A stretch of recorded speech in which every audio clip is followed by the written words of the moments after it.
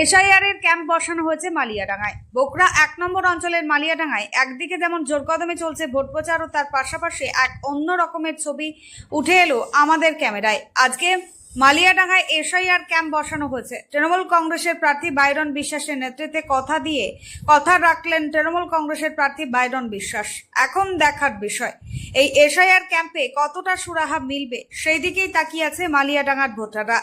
প্রায় বিচারাধীন অবস্থায় 50 নম্বর বুথে 281 জনের নাম বাদ গেছে। এর পাশাপাশি 51 নম্বর বুথে 25 জনের নাম বাদ গিয়েছে। মোট নাম বাদ গিয়েছে 306 জনের। বিচারাধীন অবস্থায় কি জানাচ্ছেন মালিয়াডাঙ্গার এলাকাবাসী। মুর্শিদাবাদের সাগরদিঘি থেকে অসিত ফুলমালির রিপোর্ট, সময় বার্তা। যে এসআইআর ক্যাম্প বসানো হয়েছে ওদের কিছুদিন বাকি আছে, তার নেতৃত্বে বসানো হয়েছে। বাইরন বিশ্বাসের নেতৃত্বে কতটা সুরাহা পাবে মনে হচ্ছে মানুষ?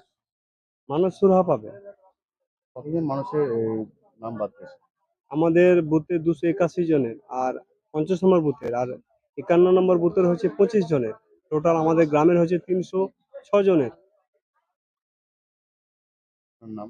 মোশাররফ হোসেন, বাড়ি? মালিয়াডাঙ্গা। এই যে ক্যাম্পটি বসানো হয়েছে কার নেতৃত্বে?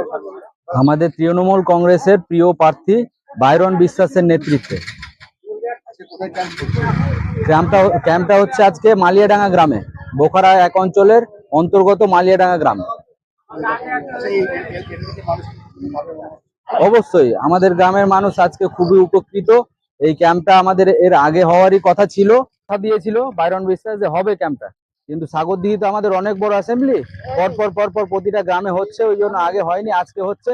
আজকে আমাদের বিশ্বাসের নেতৃত্বে আমাদের গ্রামবাসী আজকে খুবই উপকৃত এই ক্যাম্পটা হওয়ার পরের থেকে। ক্যাম্পটা হচ্ছে উনি বলেছিল আমার তরফ থেকে উকিল দেবো, উকিলের যা খরচ উনি বহন করবে। তো সেই পরিপ্রেক্ষিতে আজকে উকিলই দিয়েছে ক্যাম্পে। আমাদের উকিল আসার পরে সমস্ত যারা ভোটার বাদ গেছে সেই ভোটার বাদ যাওয়ার পরে তারা এসছে, এবার সেই উকিল বাবু সবাইকে সহযোগিতা করছে। তাই আমি বলবো বাইরন বিশ্বাস যেটা কথা দেয় সেটা কথা রাখে, এটা প্রমাণিত এই জিনিস ক্যাম্পের পরের থেকে। আব্দুল মালিক শেখ।